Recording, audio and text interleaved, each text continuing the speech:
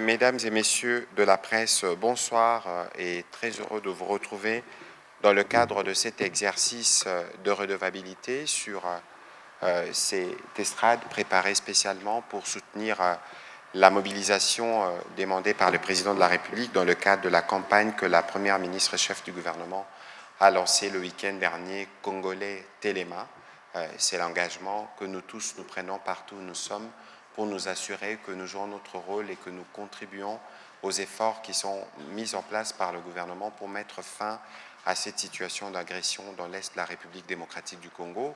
Vous l'avez certainement lu la semaine dernière, ces communiqués qui sortaient du ministère de l'Éducation et de la Nouvelle Citoyenneté qui faisaient état des dégâts qui sont commis sur le système éducatif avec près de 2549 écoles qui ont été touchées à la fois dans le nord et le sud Kivu, d'une école qui a même été transformée en cimetière et ça touche plus d'1 million d'enfants qui ne savent plus aller à l'école normalement. C'est aussi un traumatisme en même temps pour les parents parce qu'aucun parent ne peut être content de savoir que son enfant, à l'école où il va, peut être kidnappé, peut subir de menaces.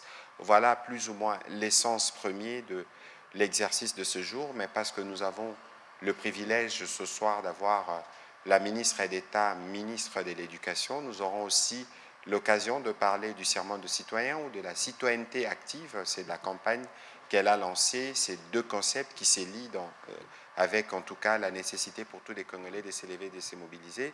Madame la ministre d'État, ministre de l'Éducation nationale et Nouvelle Citoyenneté, bonsoir. Bonsoir. Merci de vous joindre à cet exercice de redevabilité. C'est vrai que nous avons voulu depuis bien longtemps parce qu'il y a tellement à dire dans les secteurs de l'éducation. J'en rappelais que vous êtes spécialiste du domaine, professeur de physique et mathématiques parmi nos savants et donc nous avons quelqu'un qui est superbement outillé pour nous parler. Malheureusement, ce soir, on fera plus un focus sur les effets néfastes de cette guerre sur le système éducatif, mais aussi nous parlerons de la citoyenneté. On aura évidemment la possibilité de revenir sur d'autres sujets. Pour commencer, Madame la ministre d'État, qu'est-ce que vous pouvez nous dire aujourd'hui? Parce que nous avons lu le communiqué que vous avez sorti la semaine dernière avec des informations inquiétantes par rapport aux conséquences justement de cette guerre d'agression sur le système éducatif qui pour nous est une attaque à notre avenir. Qu'est-ce que vous pouvez nous dire en liminaire sur la situation aujourd'hui et quels sont les éléments que vous pouvez mettre à la disposition du peuple congolais pour comprendre les différents dégâts que subissent notre système éducatif à cause de cette agression rwandaise? Je vous remercie, Monsieur le ministre de la Communication. Comme vous l'avez si bien rappelé, nous avons plus de 2500 écoles qui sont affectées par cette guerre dans les provinces du Nord et du Sud Kivu, avec 1,4 million d'élèves qui sont affectés par cette situation. Il faut savoir que l'on a des écoles qui ont été détruites suite au bombardement. On a des centaines d'écoles qui sont occupées par les groupes armés dans le nord et le sud Kivu. On a les écoles qui sont occupées par les populations déplacées et pas seulement dans les zones directement affectées, mais également dans les provinces éducationnelles à côté. Et on a aussi eu à déplorer une école qui aurait servi de cimetière, ça a été dit dans notre communiqué. On a des écoles pour lesquelles les tableaux ont été détruits, les bancs ont été également détruits servant de bois de chauffe, les portes des latrines, etc. Et donc ici, vous comprenez que cette situation de guerre met à mal le travail qui a été réalisé ces dernières années pour améliorer les conditions d'enseignement et d'apprentissage. C'est extrêmement dur de voir une école détruite, sachant tous les efforts que l'on met pour pouvoir en construire une. Mais au-delà des infrastructures, pour moi, l'impact le plus important, c'est vraiment l'enfant, les élèves, dans leur tête. Cet impact est beaucoup plus grave qu'une école détruite, qu'un banc utilisé. Et c'est cet impact-là que je voudrais que nous tous, nous ayons vraiment conscience qu'ici, c'est un double crime, selon de mon point de vue. D'un côté, on affecte l'enfant, les enfants maintenant, Mais il faut savoir que ces enfants maintenant sont des adultes de demain, et le fait qu'on leur prive de leur scolarité maintenant, cela rend extrêmement difficile la société plus tard, parce qu'on va avoir des adultes profondément marqués par ce qui se passe actuellement. C'est pour ça que nous tenons et nous disons que l'éducation doit rester sacrée, l'éducation de nos enfants, parce que l'impact est à court, moyen et long terme. Et donc, je vous remercie de me donner l'occasion d'insister sur ça ici. Alors, on disait tout à l'heure que ça concernait à peu près 1 million d'enfants. Alors, aujourd'hui, est-ce que ces enfants ou certaines de ces écoles ont rouvert, d'autres ont définitivement fermé? Quel est l'essor justement de ceux pour qui, par exemple, les écoles ne s'ouvrent pas? Et il y a évidemment beaucoup de questions. Je laisserai les journalistes les poser tout à l'heure. Si nous devons parler de la situation aujourd'hui à Goma ou à Bukavu ou dans les territoires sous occupation, qu'est-ce que vous diriez? Écoutez, les écoles, elles sont poussées à réouvrir, mais évidemment, dans notre cas, pour nous, avant d'ouvrir une école, on doit s'assurer que les conditions de sécurité soient assurées. Donc, il y a une fiche qui permet de vérifier ces conditions-là. Donc, il y a des écoles qui ouvrent, on le voit bien, la majorité le font, mais on voit que les parents gardent encore majoritairement leurs enfants à la maison. Donc, on n'a qu'une présence autour de 50% des enfants dans les écoles. Donc, ce qui montre bien à quel point le sentiment d'insécurité reste très élevé pour les parents qui gardent encore l'école. Nous, ce que nous préconisons, c'est vraiment la sécurité des élèves et des enseignants sur la top priorité, ainsi que de l'administration. Donc, avant qu'une école ne reçoive le feu vert pour pouvoir réouvrir, il faut que les conditions de sécurité soient assurées. Voilà, Madame la ministre d'État, nous aurons l'occasion d'y revenir parce que les journalistes auront l'occasion de poser des questions. Mais il y a un autre aspect, non de moindre d'ailleurs, au cours du lancement de la nouvelle campagne Congolais Téléma. On a commencé par le serment du citoyen. Après, évidemment, l'hymne national exécuté par les enfants. Vous parlez de plus en plus de citoyenneté active. Mais qu'est-ce que cela signifie et comment cela s'embraye avec la situation que le pays connaît actuellement? Alors, la campagne donc, de citoyenneté active, c'est vrai, a été lancée ici récemment, mais il faut savoir que le travail que l'on a fait sur le programme de nouvelle citoyenneté est antérieur à la crise actuelle. Pour nous, et ce qui est important pour la vision du chef de l'État, c'est justement de pouvoir travailler sur cette nouvelle citoyenneté qui se base sur 4 piliers fondamentaux, qui sont l'amour de la patrie, l'amour et le respect du compatriote, le respect du bien commun et la fraternité nationale. Donc ce sont des piliers essentiels, et donc dans ce dispositif de nouvelle citoyenneté avec le serment de citoyen et les 10 messages qui ont été récemment publiés, ce que l'on veut, c'est de rappeler ces 4 piliers. Et ici, dans ces situations de guerre, ça devient d'autant plus important d'insister sur ces valeurs républicaines qui sont portées par le serment du citoyen. Et donc, il faut qu'on insiste beaucoup sur ces 4 piliers. Oui. Mais quels sont-ils? Parce que les médias qui sont là, j'espère que tous ils vont s'engager à accompagner la campagne que vous menez, parce que finalement, c'est cette citoyenneté qui va nous permettre d'améliorer nos rapports à l'État et de mieux comprendre les notions justement de patriotisme et surtout en cette période critique. Mais donc, je le rappelle, j'insiste bien, c'est l'amour de la nation, de la patrie, le premier, l'amour et le respect du compatriote, et le chef de l'État y tient beaucoup. Vous vous rappelez en Conseil des ministres, lorsque nous avons validé le serment du citoyen, comment il a insisté sur l'aspect d'amour et du respect du compatriote, le respect du bien commun, qui est le 3e pilier, et la fraternité nationale, l'unité et la fraternité nationale. Alors, unité, fraternité nationale, oui, respect du bien commun et l'amour pour les compatriotes. Pour le compatriote et la l'amour patrie. Pour la patrie. Oui.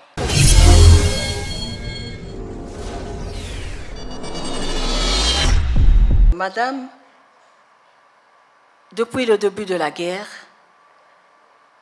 il y a eu des déplacés. Et parmi ces déplacés, il y a eu aussi des enfants qui accompagnent les parents, qui doivent fuir et tout, qui se sont retrouvés à Goma.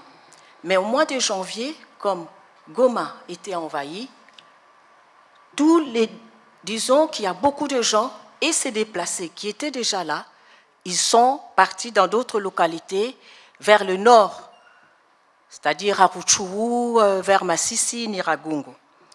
Alors, on évalue les affaires humanitaires des Nations Unies, évalue à peu près à 230 000 personnes. C'est de savoir quel est l'impact actuel de la guerre sur le système éducatif dans les provinces du Nord et du Sud Kivu.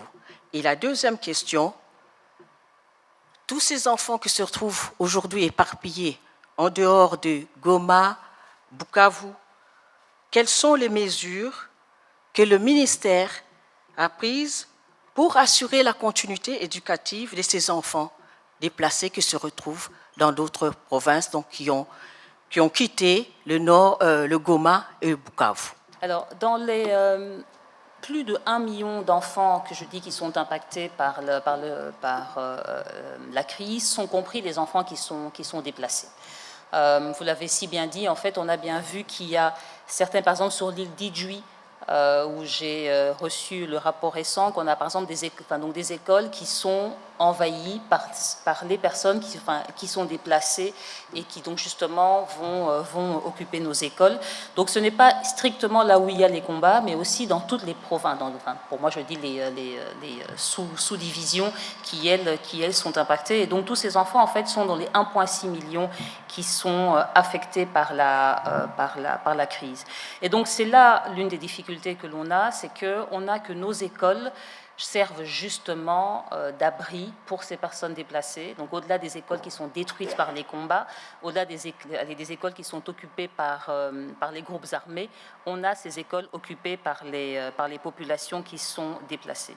Et donc ça fait que non seulement on a les enfants ou les écoles où les combats se passent qui sont perturbés, mais les enfants, les écoles où les combats ne sont pas arrivés sont aussi perturbés de la venue des personnes déplacées. Et donc on a un énorme impact au niveau de notre système éducatif.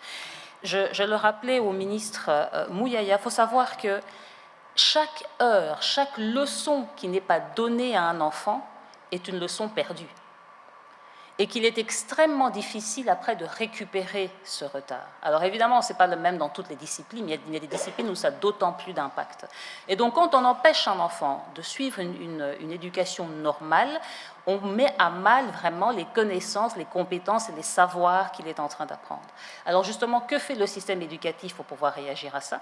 On est en train de travailler avec notamment aussi les partenaires techniques et financiers et humanitaires. On va évidemment mettre en place l'enseignement à distance, parce que ici, maintenant, c'est comment définir l'essentiel et le voir dans le temps d'une année scolaire réduite, parce que c'est le cas. Pour eux, ils ont moins d'heures au total que les autres qui sont dans des situations, on va dire, normales. Donc on est en train de revoir comment est-ce qu'on va réadapter les programmes scolaires, se recentrer sur l'essentiel et permettre qu'il y ait cet apprentissage, soit dans des espaces d'apprentissage temporaires qui vont être mis en place, soit au niveau de l'enseignement à distance ou quand ils retournent dans leurs écoles. Et donc c'est un dispositif multimodal, c'est-à-dire qu'il va vraiment utiliser toutes les solutions à notre disposition pour qu'on puisse faire acquérir ces compétences à ces enfants. D'ailleurs, les examens d'État vont justement être adaptés pour ces populations, vont justement être adaptés pour qu'ils puissent les passer, mais ce sera une session spéciale, contrairement au reste du territoire. Ce que l'on veut, c'est vraiment sauver l'éducation. Sauver l'éducation, c'est sauver l'apprentissage. Et donc, on met en place tout ce qu'il faut pour que l'apprentissage puisse aller se faire sur ce qui est des notions qui sont absolument essentielles, qui doivent être prises. Alors, il faut savoir que le gouvernement, le ministère, n'a pas attendu la crise maintenant pour prendre certaines mesures. Par exemple, nous sommes en train d'élaborer des nouvelles normes d'infrastructure qui sont grâce à des projets qui sont en cours dans notre système éducatif, parce qu'on sait que l'on a malheureusement cette expérience de guerre, on sait qu'on a l'expérience du changement climatique, et donc il faut que l'on ait des nouvelles infrastructures scolaires qui s'adaptent à cela. C'est-à-dire que si on a des populations déplacées qui vont dans les écoles, ça ne doit pas porter impact à la suite, aux populations qui sont à les scolariser. Donc il va y avoir des nouvelles normes d'infrastructure qui vont arriver, qui étaient déjà prévues, et qui ici sont d'autant plus nécessaires vu la situation que l'on a, pour que l'on ait un nouveau type d'école qui puisse être mieux adapté dans des conditions de crise comme celle-ci. Donc nous apprenons de la crise et des crises et nous réadaptons. Je veux réaffirmer ici que les enfants qui sont impactés ici sont et restent nos enfants et que nous mettons en place toutes les mesures possibles en employant toutes les technologies à notre disposition pour assurer en tout cas une continuité d'éducation en allant vers l'essentiel parce qu'ils auront forcément moins de temps d'apprentissage que les autres enfants. Mais je vais quand même insister sur un aspect, il ne faut pas que l'on néglige l'aspect psychosocial. Au-delà des apprentissages techniques, des leçons et des disciplines, il y a tout un suivi que l'on doit faire avec ces enfants parce qu'ils ont été traumatisés, leurs parents, les enseignants. Et donc il y a tout l'aspect psychosocial qui est aussi important, qui est aussi un dispositif que l'on met en place, que l'on prépare avec nos différents partenaires.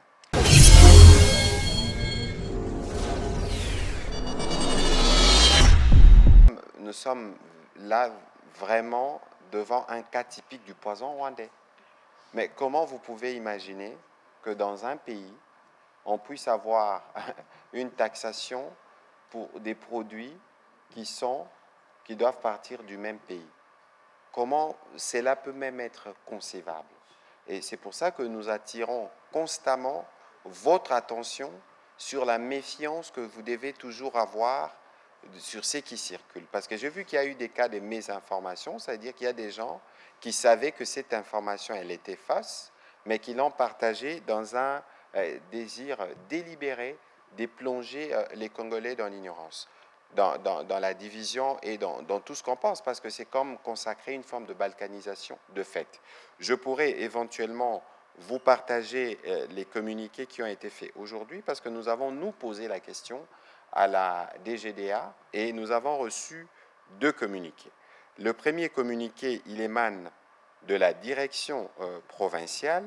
Je vous le lis parce qu'il faut être sûr que nous tous, nous avons véritablement capté pour éviter que ces poisons rwandais n'aient produit ces effets dans notre opinion. La DGDA Nord Kivu tient à informer le public et à tous les usagers de douane dans la province du Nord Kivu qui circule une note des services attribués à son directeur dont le contenu serait de considérer les marchandises provenant des territoires occupés comme étant de marchandises provenant de l'étranger. La DGDA Nord Kivu dément totalement cette note et précise que celle-ci est l'œuvre des personnes mal intentionnées qui tentent de jeter un discrédit sur ce directeur provincial. La DGDA Nord Kivu réaffirme sa détermination à travailler conformément aux lois et règlements en vigueur en RDC et soutient les efforts du gouvernement visant à récupérer les territoires occupés par l'ennemi. La RDC restera indivisible. Attention au poison rwandais. Le deuxième communiqué, il émane cette fois-ci de la Direction générale de Kinshasa. La Direction générale de douane et accises a été informée de la circulation dans les réseaux sociaux d'une note datée du 28 février, attribuée au directeur provincial de la DGDA Nord Kivu et suspendant jusqu'à nouvel ordre l'application du régime douanier de réimportation en l'état aux marchandises émanant du bureau 6 dans les parties des territoires occupés par l'armée rwandaise. Suivant la dite note, toute marchandise en provenance de Goma-Ville, Goma Aéro, Bunagana et Ishasha Est, considérée comme une nouvelle importation et doit être traitée telle qu'elle. La DGDA porte à la connaissance du public en général et des usagers de la douane en particulier que cette note est un faux, tel que l'atteste le communiqué officiel du directeur provincial que j'ai lu tout à l'heure. Par conséquent, la DGDA rappelle que la législation douanière s'applique pleinement sur l'ensemble du territoire national. Et donc, lorsque nous vous disons que vous devez vous méfier, lorsque nous attirons votre attention comme professionnels des médias, c'est parce que nous savons qu'on cherche quotidiennement à planter les démons de la division parmi nous. Et donc, je voudrais encore attirer votre attention sur la nécessité pour vous de vous méfier chaque fois que vous voyez un document circuler sur les réseaux sociaux s'il n'est pas authentifié. Madame la ministre d'État, en enseignant l'histoire, ça veut dire que nous préparons nos enfants à développer une attitude par rapport au comportement inutilement belliqueux du Rwanda. En tout cas, notre objectif, c'est d'en faire des citoyens meilleurs que ce que nous avons été nous-mêmes. Et pour ça, il faut absolument connaître son histoire et ne pas retomber dans les pièges qui sont posés par les voisins, par le Rwanda. Il ne faut pas retomber dans les pièges de division, mais pour ça, il faut connaître son histoire. pas de piège de division, pas des pièges non plus, des discriminations, parce que c'est aussi l'intention du Rwanda de s'aimer un esprit de division dans les Congolais en stigmatisant de communautés, et nous sommes bien debout contre cela, et cela est bien enseigné à l'école. D'abord nos langues nationales, mais aussi la nécessité pour nous de nous tolérer dans ce que nous sommes. Madame la ministre d'État, nous arrivons au terme de cet exercice. Évidemment, sur votre secteur, il y a beaucoup à dire. Ce soir, on a voulu nous focaliser sur les conséquences de la guerre dans la partie Est, avec les récents événements de Goma et de Bukavu. Mais il y a évidemment une soif de vous entendre davantage sur ce que nous faisons par rapport à la gratuité, sur l'amélioration de la qualité et tous ces efforts qui sont mis en œuvre par les présidents de la République et la Première ministre sous votre coordination, en tout cas au niveau sectoriel. Quels peuvent être vos mots pour terminer ces briefings de ce soir? Alors, là où je voudrais vraiment, et là je m'adresse à l'ensemble de nos compatriotes, c'est vraiment l'importance de la confiance, d'abord dans le chef de l'État, le président de la République, la confiance dans le gouvernement qui est dirigé par la Première ministre.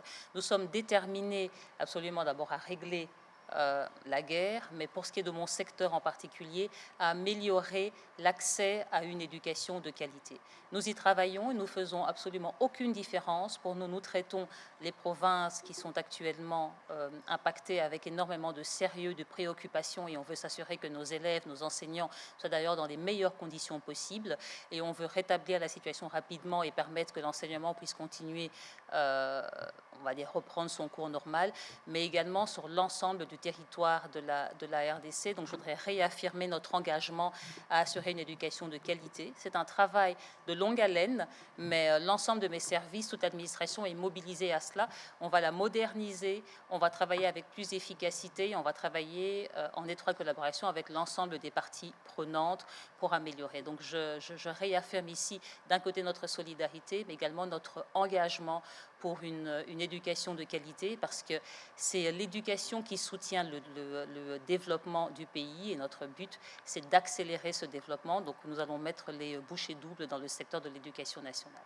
Voilà, merci beaucoup Madame la ministre d'État. Il n'y a pas meilleure conclusion que celle de témoigner notre solidarité à nos populations du Nord Kivu et du Sud Kivu, de l'Ituri aussi, mais c'est aussi de dire que les terroristes ne pourront jamais mettre à mal notre détermination à nous assurer que nos enfants continuent d'être formés, continuent l'apprentissage et continuent à se préparer pour l'avenir qui dépend de la qualité de l'éducation qu'on leur donne, et que autant nous sommes debout dans le cadre de la campagne Congolais Téléma pour la préservation de l'intégrité territoriale, autant nous le resterons debout pour la préservation de l'éducation et de l'apprentissage de nos enfants. C'est en cela que nous serons prêts pour l'avenir. Voilà, on termine cet exercice de redevabilité ici. On vous recommande, ceux qui nous suivent à la maison, mais aussi vous tous, professionnels de médias, de rester debout et mobilisés et surtout vigilants au regard de tous les poisons rwandais, donc tous ces mensonges et fake news qui sont constamment distillés sur les réseaux sociaux, pour que vous puissiez en être les antipoisons. Et pour ce qui nous concerne, nous reviendrons en temps voulu pour vous apporter les informations officielles. Merci et bonne soirée chez vous.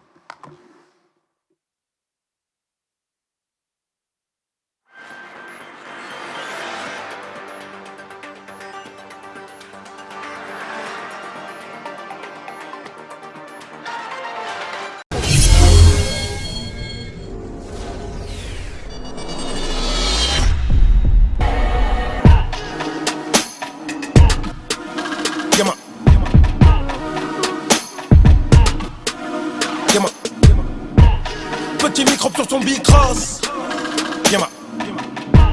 Ce qu'on veut, c'est devenir...